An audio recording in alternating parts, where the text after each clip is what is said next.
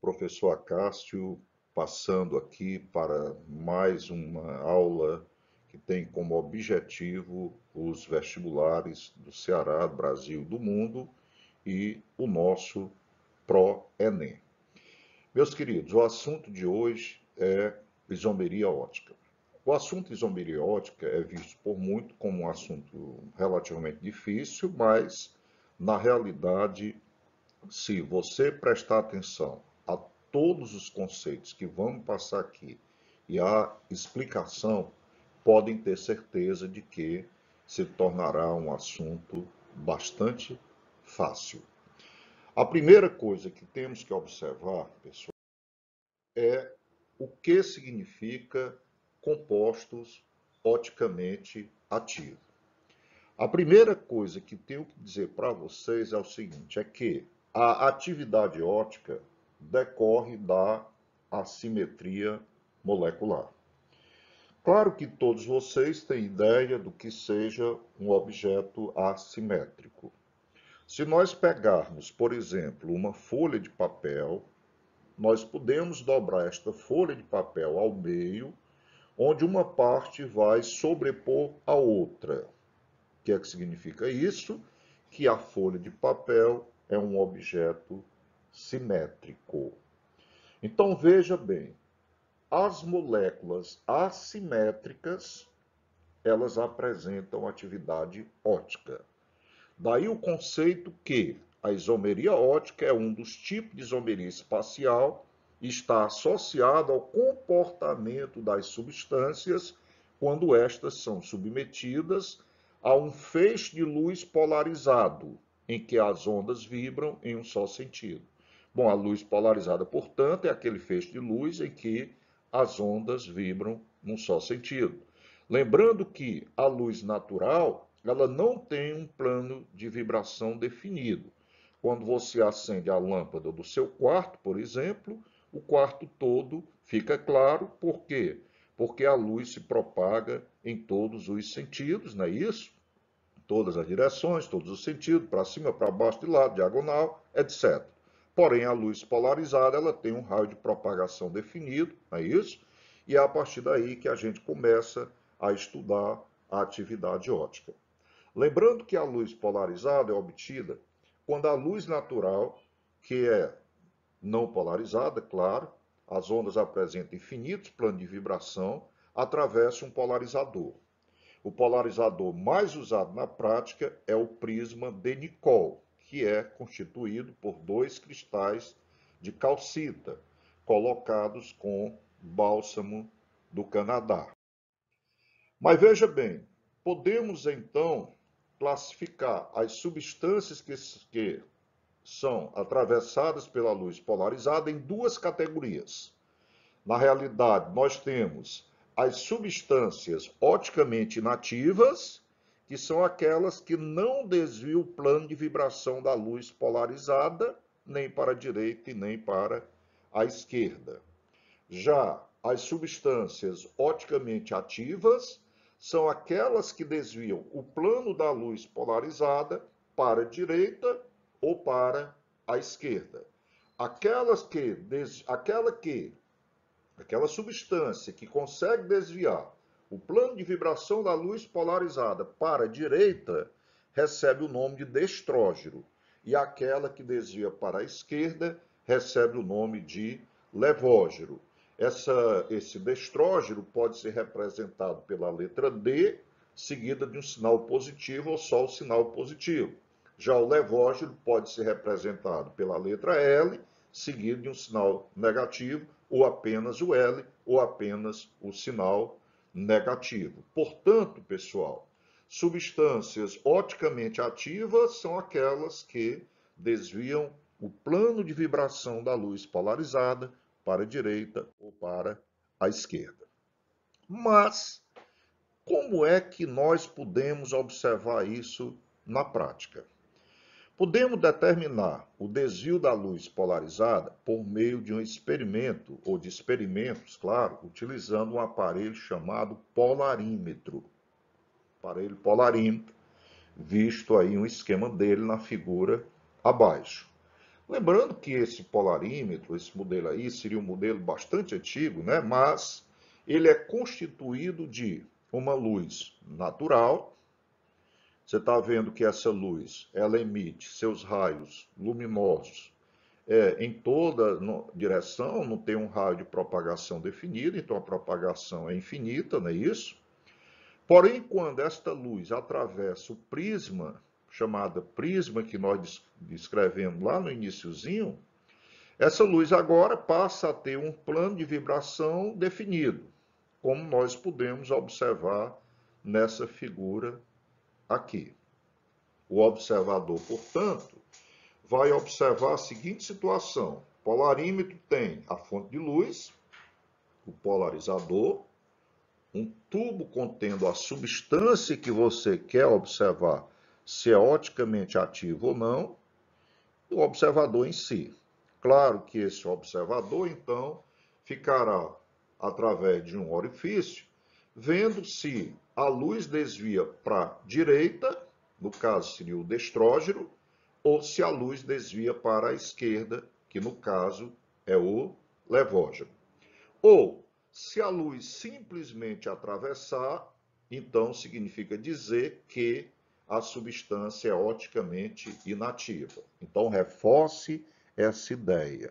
Substância oticamente ativa é aquela que tem o poder de desviar a luz polarizada para a direita ou para a esquerda quando colocado no polarímetro. Mas, pessoal, veja bem o seguinte, tá? Esse aparelho que nós temos aqui, no caso, ele não é um aparelho moderno. O aparelho moderno, ele se parece, por exemplo, com uma impressora pequena. Lá dentro dessa impressora, você vai encontrar a lâmpada, o prisma e o tubo local onde você vai colocar a amostra.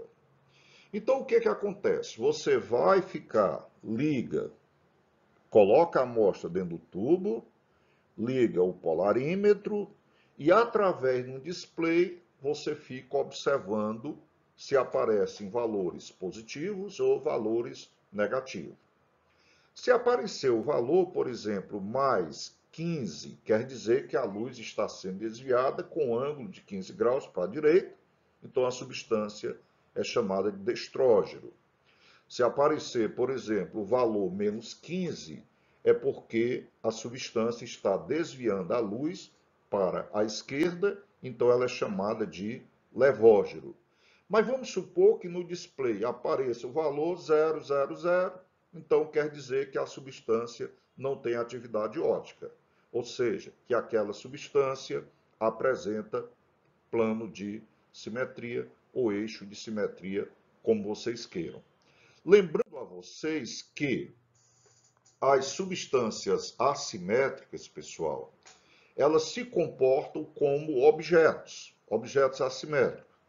Os objetos assimétricos, quando colocados diante de um espelho plano, eles produzem uma imagem especular, ou seja, uma imagem ao contrário.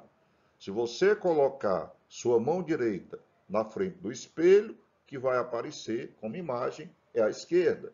Se você colocar a mão esquerda, o que vai aparecer é a imagem correspondente à mão direita. Isso por quê? Porque as mãos correspondem, no caso pessoal, a um objeto assimétrico. Veja bem, isômeros ópticos são aqueles que possuem a mesma fórmula molecular e a mesma fórmula estrutural plana. A diferença se encontra na atividade óptica de cada um. Existe uma condição necessária para que a substância apresente isomeria óptica. A substância precisa apresentar uma estrutura assimétrica, como já destaquei anteriormente. Uma estrutura será simétrica quando ela possuir ao menos um plano de simetria, ou seja, se pudermos dividi-la em duas partes idênticas, então ela será simétrica. As estruturas que não admitem nenhum plano de simetria serão assimétricas, claro. Estruturas assimétricas diferentemente das simétricas, não são sobreponíveis. Quando a gente fala em algo sobreponível, é algo como eu descrevi, por exemplo, olha bem, turma, vamos supor que você tenha uma folha de papel, veja bem, e aí eu dobro no meio e eu vou ter que uma parte vai sobrepor a outra. Isso só é possível porque nós temos um eixo de simetria. Já as moléculas assimétricas, elas não permitem esse eixo de simetria. E é exatamente por isso que elas têm o que nós chamamos de atividade óptica, ou seja, elas apresentam o poder de desviar a luz para a direita ou para a esquerda. Mais uma vez, se a luz não é desviada nem para a direita e nem para a esquerda, é porque esta substância não tem atividade óptica. Mas, Acácio, eu ainda estou meio preocupado. Será que eu vou saber identificar uma substância que apresenta atividade óptica sem o uso do polarímetro? Porque uma coisa é eu estar no laboratório, outra coisa é eu estar com a folha de papel de uma prova na mão. E a pergunta, por exemplo, pode ser: qual das substâncias abaixo apresenta atividade óptica? E agora, Cássio, o que é que eu faço? Bom, turma, veja bem, isomeria óptica em compostos assimétricos, não é isso? Que é o principal caso desse tipo de isomeria. Então, a princípio, a substância, para ter atividade óptica, ela precisa ter carbono assimétrico. Muito embora existam algumas exceções, mas são exceções mesmo, são poucas, tá bom? Mas veja bem, o que é um carbono assimétrico? Pessoal, carbono assimétrico ou carbono quiral é aquele átomo de carbono que apresenta 4 ligantes diferentes entre si. Então vejamos o seguinte, ó, a assimetria molecular ocorre quando houver pelo menos um carbono assimétrico, que também pode ser chamado de carbono quiral, e que é representado por um C asterisco. E esse carbono assimétrico, como eu já disse antes, é aquele que apresenta 4 ligantes diferentes.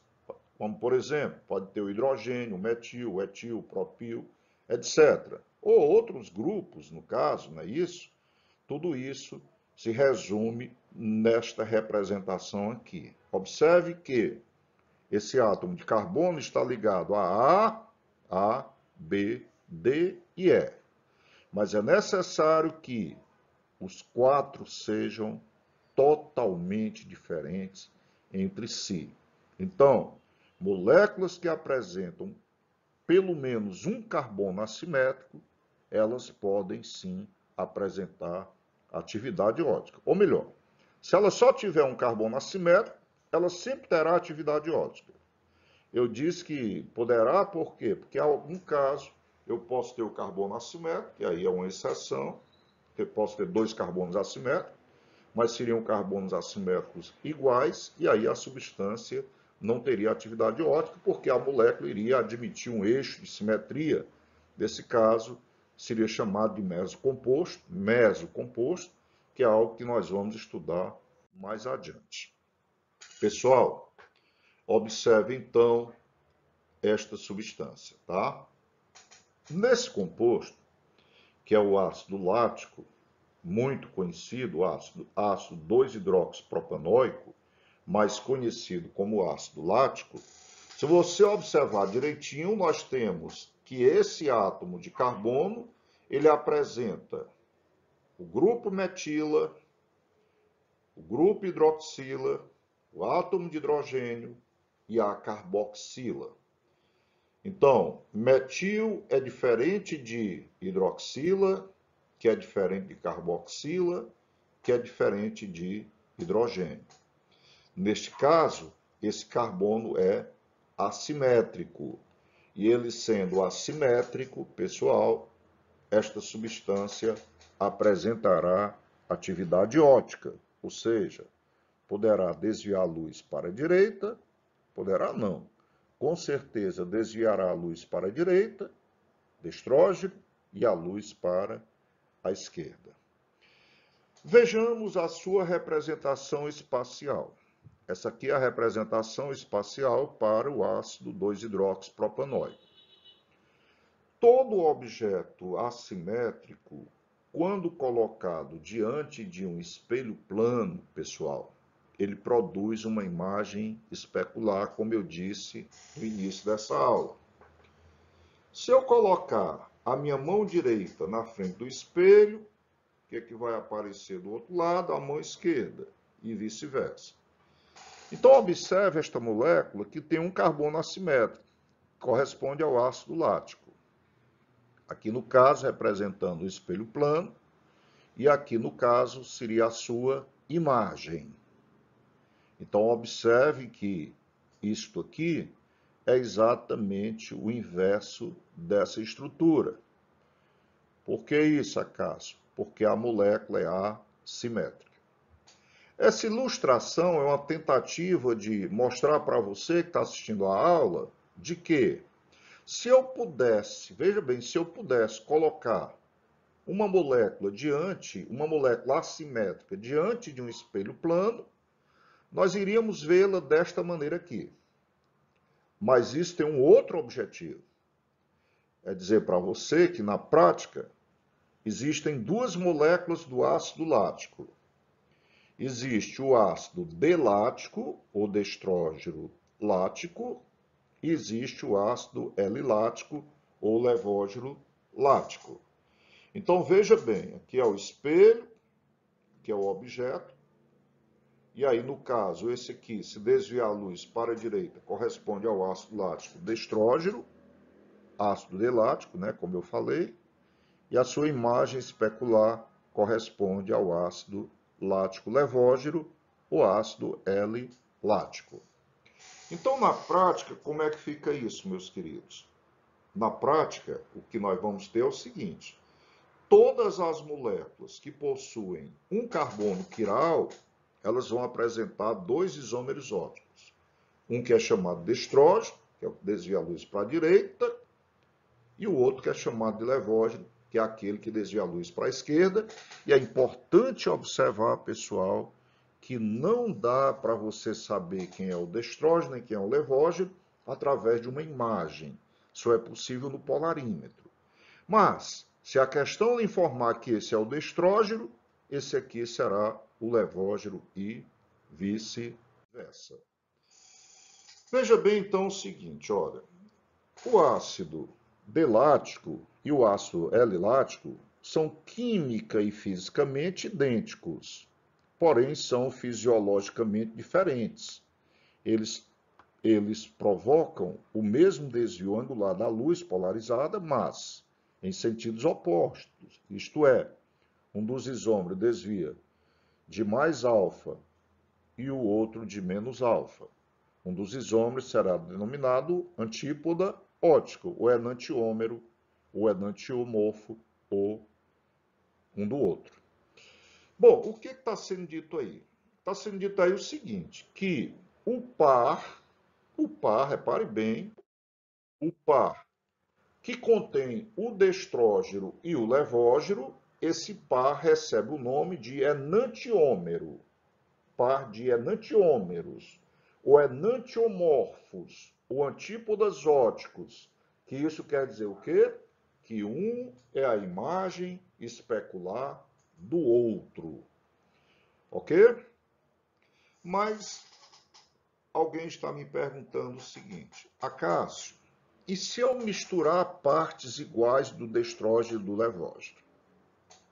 Suponhamos, para efeito de raciocínio, que eu tenha 1000 moléculas de ácido D-lático e 1000 moléculas do ácido L-lático.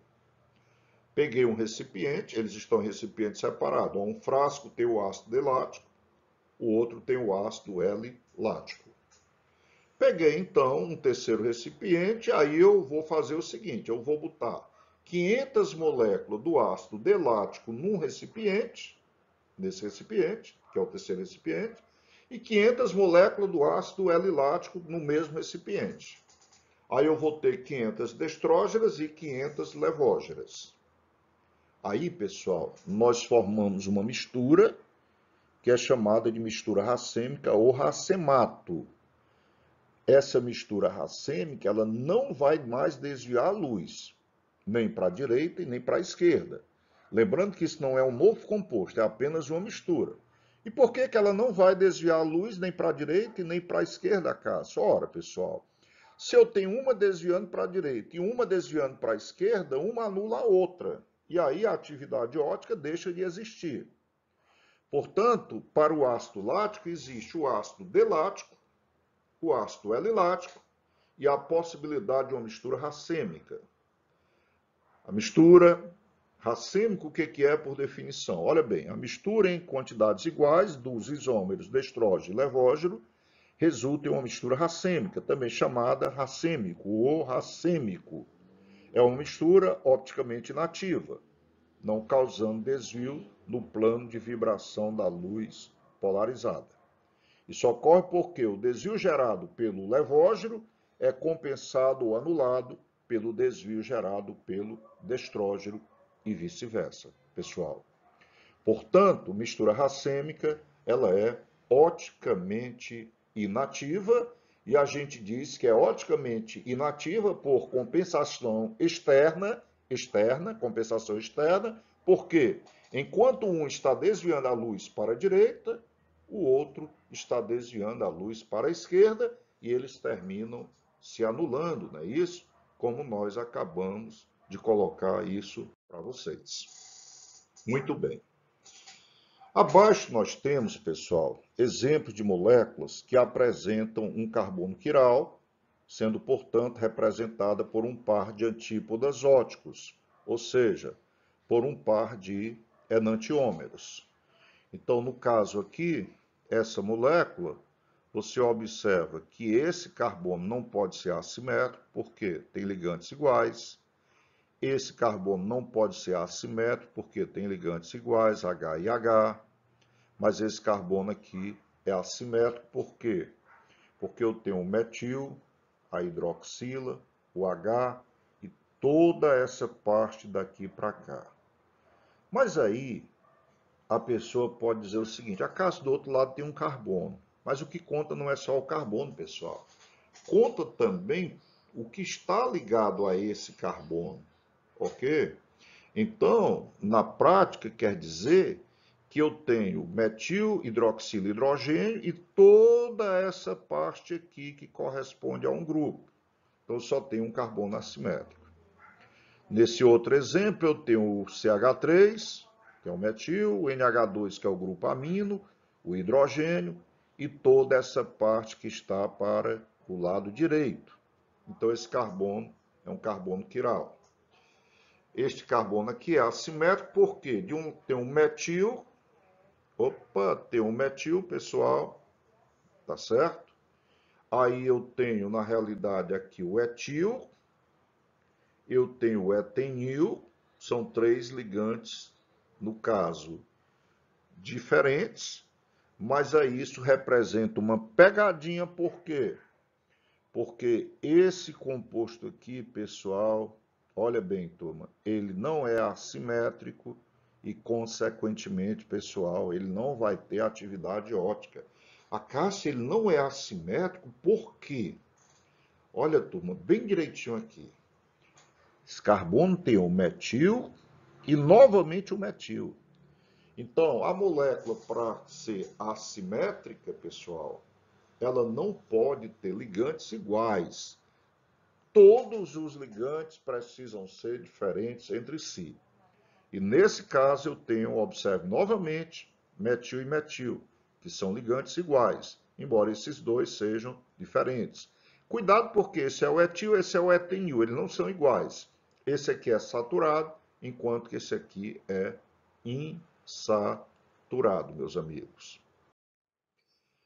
Bom, quantidade de carbonos quirais. Para moléculas que apresentam um único carbono quiral, temos dois isômeros óticos ativos e um só opticamente inativo, que na realidade é a mistura racêmica, como eu mostrei no caso ou nos casos anteriores. Já para moléculas que possuem mais de um carbono assimétrico, podemos determinar a quantidade de isômeros oticamente ativos e inativos. Lembrando que os inativos são as misturas racêmicas, empregando as fórmulas propostas por esses cientistas. O número de isômeros óticos ativos, pessoal, pode ser calculado pela expressão 2 elevado a n, onde esse N é o número de carbonos quirais na molécula. Já o número de misturas racêmicas pode ser calculado por 2 elevado a N sobre 2. 2 elevado a N sobre 2. Ou seja, seria a mesma coisa que 2 elevado a N menos 1. 2 elevado a N menos 1, portanto, eu calculo o número de misturas racêmicas ou racematos. Observe esta situação aqui, este exemplo, pessoal. Nesta molécula, você percebe claramente que nós temos 2 carbonos assimétricos. Olha, 1, 2, 2 carbonos assimétricos. E aí você já sabe direitinho o que é um carbono assimétrico. E é claro que você vai poder perceber, pessoal, isso analisando com muita calma.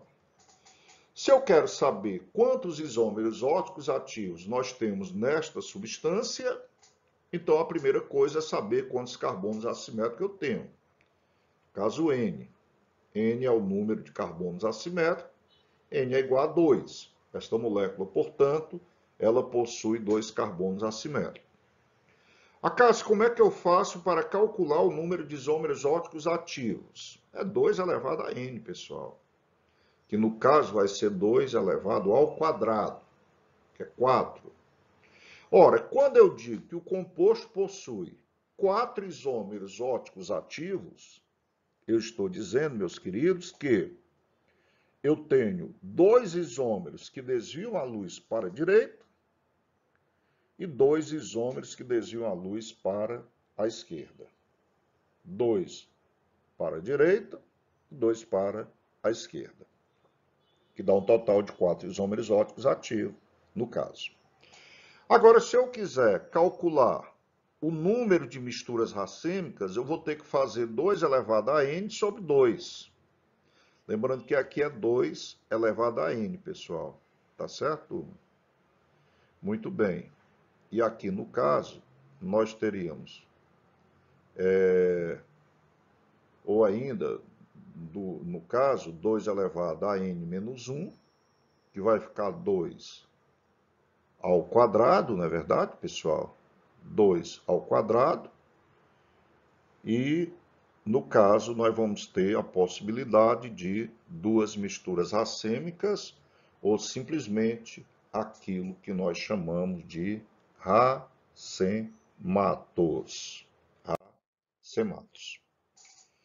Mas existe uma situação muito interessante, que é o caso da isomeria ótica, pessoal, em composto de cadeia fechada, digo melhor. Isomeria ótica em composto de cadeia cíclica.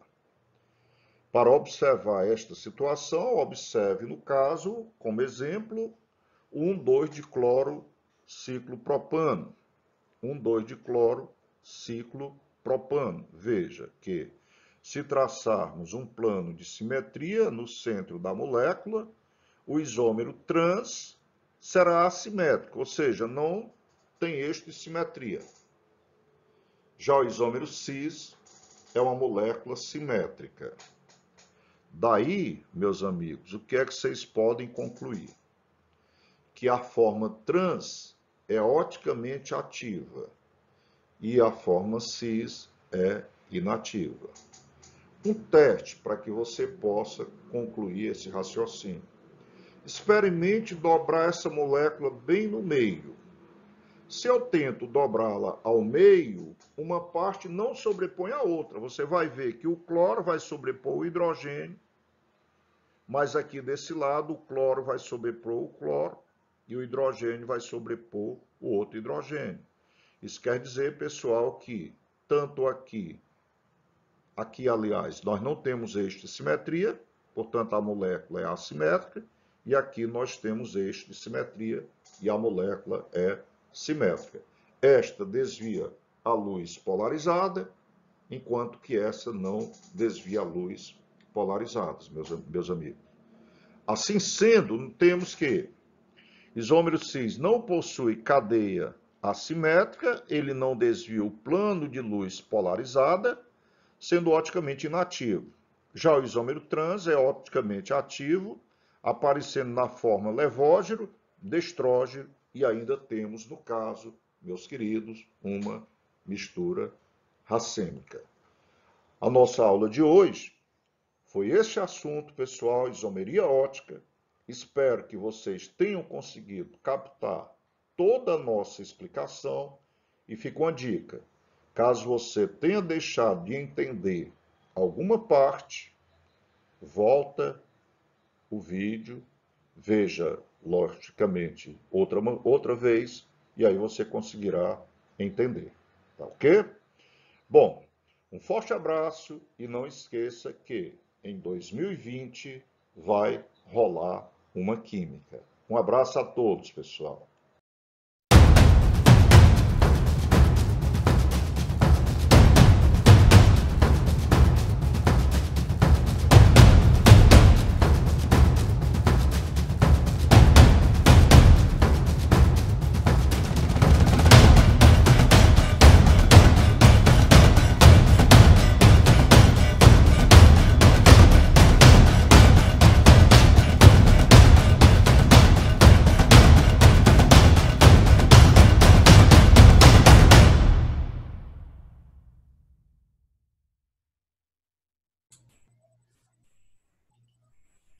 Olá, pessoal. Meu nome é Ricardo Normando, tá? Nós já nos encontramos por aqui quando eu estava falando sobre física. E eu tenho uma ação como dentro das estruturas estaduais, né? Dentro da Secretaria de Educação do Estado, eu atuo com a educação fiscal, tá? Trabalho com física também, mas trabalho principalmente com educação fiscal. Nós já temos um programa aí que já é desenvolvido há algum tempo em parceria, numa parceria entre a Secretaria de Educação e a Secretaria de Fazenda e outros órgãos, tá? E aí o professor Acácio, aqui eu cumprimento aqui e agradeço pelo espaço, né? Nós fizemos uma live recentemente sobre educação fiscal, né, que é um projeto que ele acha importante defender no seu processo de candidatura e de possível, né, mandato como vereador. E ele pediu, depois da live, que nós conversássemos, que eu conversasse com você agora sobre educação fiscal, tá? Então, nós temos um programa que já é desenvolvido há algum tempo, tá? Cuja intenção é falar de cidadania, certo? Você é cidadão. Tudo que está nessa cidade, no estado e no país é de todos. Existe uma máxima muito complicada, né? Uma ideia muito complicada de que o que é público não é de ninguém, muito pelo contrário, o que é público é de todos. Eu não sei quem é você que está me ouvindo agora, mas eu sei que de forma direta ou indireta, né, eu me arrisco a dizer que até direta em todos os aspectos você se utiliza do bem público. Porque você, por exemplo, você visitou um hospital público, uma escola pública. Se não, se você tem plano de saúde, estuda numa escola privada, você usa a via pública. Você já deve ter ido a uma praça, que é um ente público, é um bem público, enfim. De alguma forma, você já utilizou de algum bem público. Isso é bom, isso deve acontecer, tá? Só que deve acontecer com um senso de democracia, responsabilidade e cidadania maior, da parte de todos, da parte de todos. Então, a nossa conversa é sobre essa questão da educação fiscal. Então, é um programa educacional, tá, que visa compartilhar conhecimentos e interagir com a sociedade sobre a origem, aplicação e controle de recurso público. De onde é que vem o recurso público? Para onde ele vai e como a gente controla. Tá? Um dos grandes problemas da nossa sociedade é que nós não controlamos o recurso público. Ah, mas isso é responsabilidade dos gestores. Só que a gente sabe que os gestores nem sempre cumprem o que devem cumprir ou cumprem o que prometeram. Tá?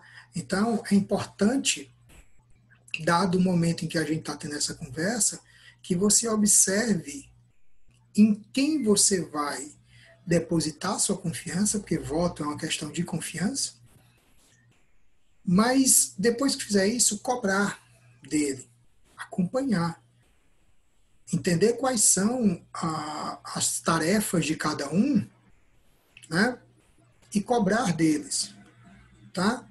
Então, o gestor público, ele é um funcionário, é um servidor público, ou seja, ele está a serviço do povo, representando em algumas situações. Então, ele deve sim satisfação ao público, tá?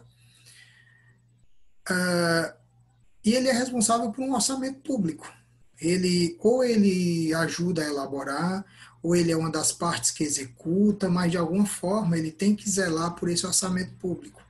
Na sua casa, né, você e seus pais, ou pelo menos seus pais, eles fazem um orçamento, ou pelo menos deveriam fazer, mas eles têm uma ideia do quanto ganham, deveriam ter uma ideia do quanto gastam, tá? Para que a sua família não fique no vermelho e vocês tenham que pedir empréstimo. Porque a pedida do empréstimo, quando é feita pelo motivo errado, pode gerar uma série de problemas para a sua família. Né? É nesse ponto que, a nível de escola estadual, nós trabalhamos paralelamente a questão da educação fiscal ou da educação financeira. Trabalhamos a educação fiscal em paralelo com a educação financeira. Tá? Então, veja, se na sua casa você tem orçamento, o município, o estado e o país, de forma geral, ele tem um orçamento também, um orçamento público. E esse orçamento tem receitas e despesas que precisam estar em equilíbrio e que precisam ser geridos de forma democrática. Eles não podem beneficiar um em detrimento de outros. Tá? O bem público é de todos. No caso das receitas, é aquilo que o governo, o Estado recebe, a maior parte vem dos tributos. Né? Nós vamos falar sobre isso depois. E despesas, ele tem despesas as mais variadas, saúde, educação, segurança, pavimentação, tá? E essas receitas e despesas, como eu mencionei, elas têm que estar em equilíbrio. Só que nós executamos, ou nós ajudamos, às vezes, com que hajam problemas no orçamento público. O primeiro é quando a gente contribui com a pirataria, tá? Então, apoiar a pirataria é um tiro no pé quando eu falo de serviço público. A questão aqui é que o público ele é de todos. Então, todos deveriam utilizar o bem público. Todos deveriam ir à escola pública, ao hospital público, porque não se engane, não é vantagem nenhuma, né, do ponto de vista financeiro, eu pagar, por exemplo, um plano de saúde. No nosso país é necessário, mas não deveria ser. O hospital público ele deveria dar tudo que todo mundo precisa. Quando você tem um plano de saúde, você está pagando, né, por saúde duas vezes, porque você paga o imposto, seus pais pagam impostos, tá? E esse imposto ele vai para um hospital, para uma UPA, para um posto de saúde, vai para a compra de remédio. Então, não se engane, vai, né? Então você pagou por ele. Pagar um plano de saúde é pagar uma segunda vez, tá? Então, quando eu pratico a pirataria, que é a apropriação, a reprodução, a exportação, a venda, a exposição, o oferecimento, a venda, a ocultação, o estoque, recebimento de um produto, protegido por direito autoral, tá?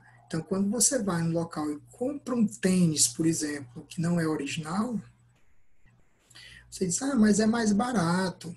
O problema são os impostos. Imposto é roubo. Então, a gente escuta muito isso. E, na realidade, essa ideia é equivocada. Tá? É equivocada por causa da fiscalização que a gente não faz e o posterior retorno que a gente não tem ou tem de forma que a qualidade não é suficiente, não atende a todo mundo. Tá? Mas, a partir do momento em que eu deixo de jogar dinheiro dentro do sistema, isso fica ainda pior. Tá? Então, quando você compra um tênis falsificado, você deixa de pagar o autor daquele trabalho e você deixa de transferir impostos para a federação, ou para o estado, ou para o município. Tá? E isso é um remédio que falta. Tá? Isso é uma carteira a menos na escola. E aí algumas pessoas dizem, ah, mas tem muita corrupção. Tem. Mas, mais uma vez, nós temos uma responsabilidade direta nisso. Nós vamos falar sobre isso mais na frente. Sonegar e não declarar, né? Então eu escondo aí, como a figurinha mostra aí, eu escondo, né, o que ganho ou o que fiz para não pagar o imposto. Tá? Então, quando ações simples ajudam nisso. Quando você solicita sua nota fiscal, você está contribuindo para que isso não aconteça. E esse ato de pedir a nota fiscal é muito importante, tá? Porque aí um dinheiro que deixa de ser pago gera impacto negativo no orçamento público. E mais uma vez, nós temos que trabalhar para criar uma comunidade onde o público atenda a todos, eu não tenha exclusões, tá? O serviço público, como o próprio nome diz, ele é para todos, sem distinção nenhuma. A Constituição em si, ela não faz distinção, tá? Então o imposto está aí para isso, e ele é uma forma de distribuir renda. Além da sonegação, então veja aí os números, ó, o Brasil deixa de arrecadar 345 bilhões por sonegação em 2018. Apesar de uma campanha maior em função da corrupção, a sonegação ela tem números muito mais alarmantes, tá? E no quesito corrupção, o Brasil também não está bom. A Transparência Internacional mostra que, pelo segundo ano seguido, a gente vem caindo em nota. E cair em nota significa que nosso Brasil está ficando mais corrupto. Isso é ruim para todo mundo. Todo dia matam-se milhões de brasileiros por corrupção e sonegação. E quando eu digo matar, é um hospital que parou de funcionar, é um remédio que não chegou, é uma ambulância que não estava lá no prazo, tá? E ela não estava lá no prazo porque a quantidade é insuficiente, porque muitas estão com defeito e coisas do tipo, certo? Então, assim, no caso agora, né, o professor Acácio pede para eu conversar com vocês sobre esse assunto. Vocês estão num período, né, estudando para um exame nacional ou para outros vestibulares, e muitos de vocês vão se tornar gestores públicos. Não tem para onde correr. A geração atual vai ter médicos, professores, contadores e gestores públicos no futuro próximo. Então, é um trabalho que vocês devem conduzir mais na frente e repassar, né? Pelo 5º ano seguido, o Brasil cai no ranking da corrupção, está empatado com Albânia e Egito, um país do tamanho do nosso, né? Empatado com a Albânia e Egito. Não é menosprezo pelos países, mas pela estrutura e história que eles têm, comparando com a estrutura e história do nosso. Tá? Então, nós poderíamos estar numa situação muito melhor.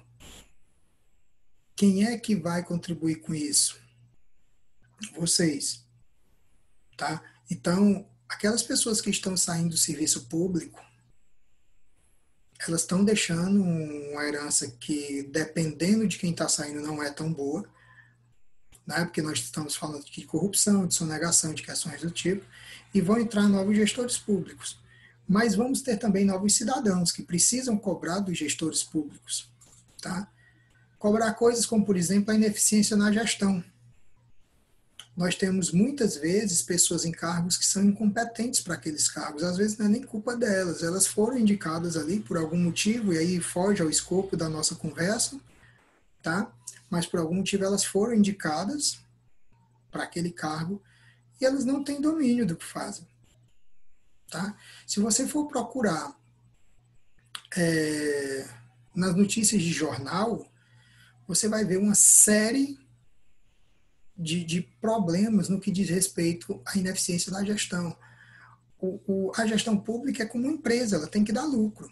Ela tem que ser regida da forma correta. A empresa pública, a empresa privada, perdão, ela tem um negócio chamado de governança corporativa, que foi um sistema criado, né, para dar transparência, para otimizar as ações, para fazer com que a empresa seja mais confiável e dê lucro. O serviço público tem que funcionar da mesma forma, tá?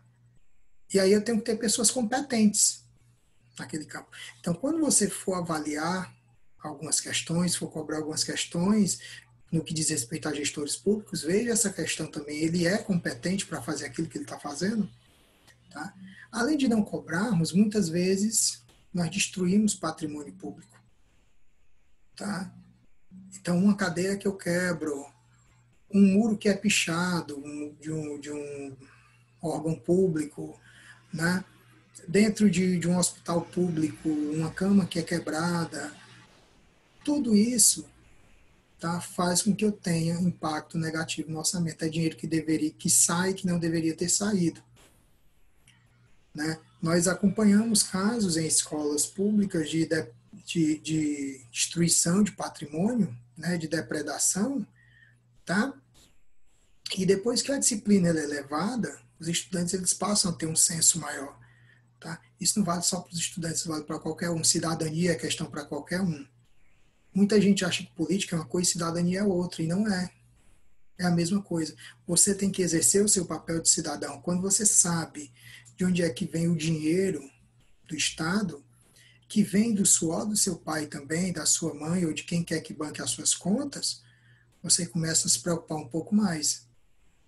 E esse financiamento, esse dinheiro, né, ele vem de algum canto, e aí a gente vai definir um pouco disso agora. Tá? O Estado brasileiro ele se organiza numa república federativa, ou seja, eu tenho vários órgãos, vários estados que são interligados, né, a uma federação. Tá? É diferente de Estados Unidos. Então, nos Estados Unidos, cada estado ele é autônomo. Perceba que nos Estados Unidos, um estado tem pena de morte, outro não tem. E uma série de outras questões. Aqui a lei é para todos, na República Federativa. Tá? E como a lei é para todos, a intenção da Constituição é constituir uma sociedade livre, justa e solidária. Quando eu falo de solidário aqui, é de que assim, aqueles que ganham mais, nós vamos ver isso na ideia do tributo, aquele que ganha mais, ele contribui com aquele que ganha menos. Tá? Então, quando o seu pai trabalha e paga um imposto, esse imposto constrói uma escola pública, essa escola pública ela é para todos, inclusive para quem não teve condição de pagar o imposto, ou pagou em menor quantidade. Tá? Garante o desenvolvimento nacional. Em tese, ele deve erradicar a pobreza, tá? E reduzir desigualdade social. O imposto é uma transferência de renda, ou pelo menos deveria ser. Vocês estão, nesse período, em meio de uma discussão sobre reforma tributária. Então, é interessante que você pegue esses conceitos e escute atentamente o que está sendo falado sobre isso. Né? Promove o bem de todos, sem preconceito de qualquer natureza. Tá? Para fazer tudo isso, o Estado precisa de dinheiro. Não tem como fazer isso sem dinheiro. Quando eu crio uma escola, quando eu tenho uma polícia, né, bem preparada, bem armada, um hospital público de qualidade, para tudo isso eu preciso de dinheiro. Tá? E o Estado ele consegue dinheiro de basicamente 4 formas distintas. Dessas 4 formas distintas, né, 3 são questionáveis em certas situações. Tá? Então, veja, uma das formas do Estado coletar dinheiro é imprimir dinheiro, emissão de papel moeda. Tá? Só que a emissão de papel moeda, tá? Ela pode gerar um problema, que é a inflação. Então tem muita gente comemorando aí o lançamento da nota de R$ 200. Só que quando eu penso que as moedas de 1 centavo sumiram, as notas de R$ 1 sumiram, restam poucas moedas de R$ 1, e surge a nota de R$ 200, há algo aí muito complicado, que é a redução do poder de compra do indivíduo, ou seja, inflação. Se eu tenho mais moedas sendo criada, ou moedas de valores maiores, como a cédula de R$ 200, é porque o poder de compra ele vem diminuindo, é um indicativo de que a inflação está aumentando. Tá? E se eu permaneço imprimindo papel e jogando cada vez mais papel no mercado, a gente vai passar por algo que já passamos. O aumento excessivo da inflação, essa questão da impressão de dinheiro, gerou uma coisa que se chama crise do encilhamento, que você já deve ter visto nas suas aulas de história. Tá? Essa crise ocorreu durante o governo do Marechal Deodoro da Fonseca, né? Foi o ponto alto da crise. E o objetivo era incentivar a industrialização e estimular a atividade econômica por meio de emissão de moeda e aumento na liberação de crédito. Só que emissão de moeda gera inflação. Inflação gera perda do poder de compra. Perda do poder de compra impacta diretamente no poder de pagamento do crédito auferido. Então, se o dinheiro perde valor, eu vou ter que tirar mais dinheiro para pagar uma dívida. Então, não fez muito sentido, não deu muito certo. Então, qual foi o resultado? Eu tive um aumento da crise. Se já havia uma crise, ela piorou. Por quê? O surto inflacionário, empresas caindo, falta de dinheiro circulando no mercado, porque ele perde o valor. E aí daí, a emissão de papel moeda, ela de repente nem sempre é uma solução adequada. Mas em algumas situações ela vai corrigir. Tá? Uma segunda maneira do governo ter dinheiro é pedir empréstimo. E desde 2002, qualquer cidadão, qualquer pessoa física pode emprestar dinheiro para o governo federal, tá? A partir de títulos públicos. Os títulos públicos são títulos da dívida. O governo pede o dinheiro emprestado, tá? E esse dinheiro emprestado, né? Algumas pessoas acham que para emprestar dinheiro para o governo precisa ter muito dinheiro, e na realidade não. Tá? Com 50, com 60 reais, você já pode começar a emprestar dinheiro para o governo. Mas isso é discutido em outro momento, o assunto é longo, porque a gente fala de investimento, do que é tesouro direto, como é que a gente entra nisso, enfim. O fato aqui para a nossa conversa é que qualquer pessoa pode, desde que tenha acima de 50 reais sobrando para fazer esse investimento, e o governo paga. Só que veja, o Estado pede dinheiro emprestado, ele vai ter que pagar de volta, né? Ele vai ter que pagar o empréstimo que ele fez e vai pagar com juros. Então isso faz com que a dívida pública aumente. Então perceba que de dezembro de 2006 até janeiro de 2020 eu tive uma queda aqui, né, na dívida pública, mas ela vem aumentando. Isso é um problema. E aí você já vê o seguinte, você vê inflação, aumento da dívida, então é algo que você precisa pensar direitinho, tá? Então, por que se pede empréstimo? Ora, para captar recursos para financiar atividades. No caso, a atividade do governo, infraestrutura, educação, saúde, segurança, pagamento de outras dívidas, tá? Que são dívidas internas. Então, o que acontece? Quando eu tenho, né, o aumento da dívida, é aquela história, se você pediu 100 emprestado, você não vai pagar 100. Você antecipou o dinheiro, então você vai ter que pagar juros por essa antecipação, né? Então não faz, até certo ponto é meio complicado essa questão da solicitação do empréstimo. O governo pode vender bens e serviços, tá? Atendendo o mercado privado, tá? E a venda desses bens e serviços é, por exemplo, privatização, tá? Leilão de bens, então, por exemplo, tem automóveis que já não são mais usados pelo governo, eles vendem, tá? Prestam serviços, enfim. Só que é uma parcela muito pequena, já que o Estado reduziu a intervenção na economia e passou a exercer predominantemente um poder regulador, né? Então, por exemplo, algumas empresas foram privatizadas anteriormente, como, por exemplo, falando de Estado do Ceará, cidade de Fortaleza, a Coelce, né? Ela foi privatizada, vira Enel, né? E aí o Estado deixa de ofertar o serviço e cria a regulação, tá? Cria a regulação. Existem mercados onde o governo regula e mercados onde o governo não regula. Então, o mercado de energia elétrica, por exemplo, o governo regula através da ANEEL, tá? Mercado de telefonia era público, hoje é privada, mas ele regula através da Anatel e por aí vai. Então, é por isso que diz, reduz a intervenção, porque empresas foram privatizadas, e ele é regulador, porque ele cria agências de regulação, tá?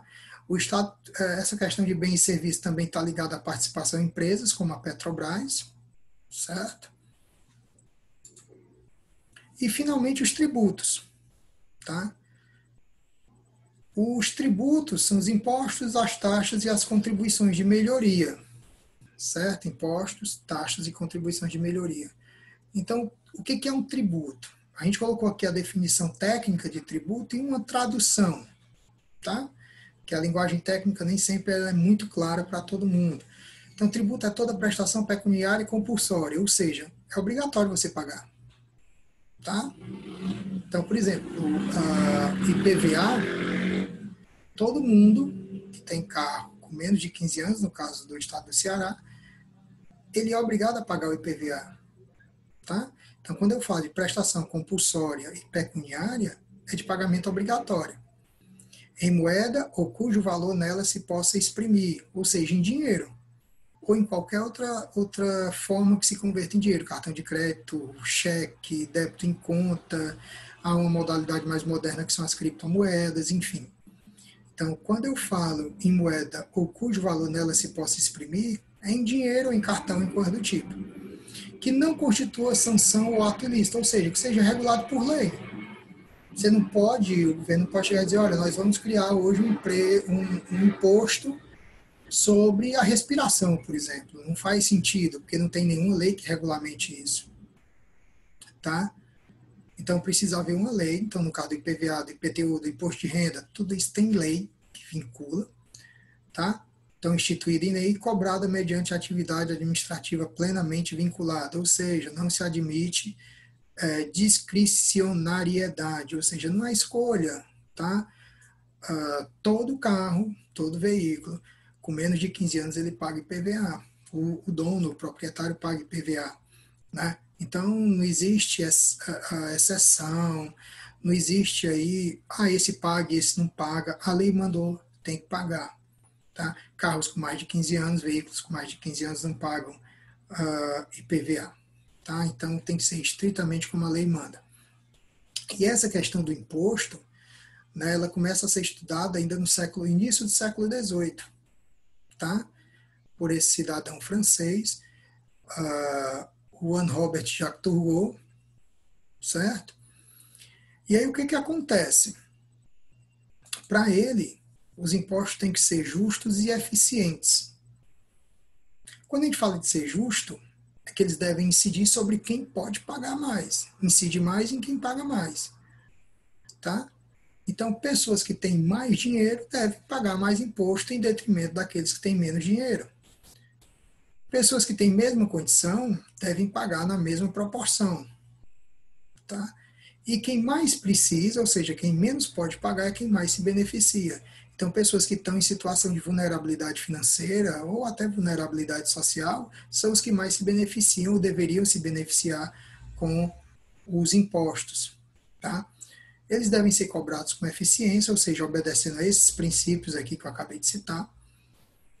Maximizar o bem-estar, ou seja, eles devem promover o bem-estar das pessoas ao máximo, né? E devem distorcer o mercado ao mínimo, ou seja, tirar realmente de quem pode tirar e entregar realmente a quem deve ser entregue. Ou seja, criar impostos justos e eficientes. Então, cabe a você imaginar o seguinte, hoje os impostos são justos e eficientes, tá? tem uma questão aí que é discutida aí na reforma, né? E mesmo antes de reforma, é sobre é justo duas pessoas que ganham valores diferentes, uma ganha muito pouco e a outra, em relação à primeira, ganha muito mais. Uma ganha um salário mínimo, outra ganha 100 salários.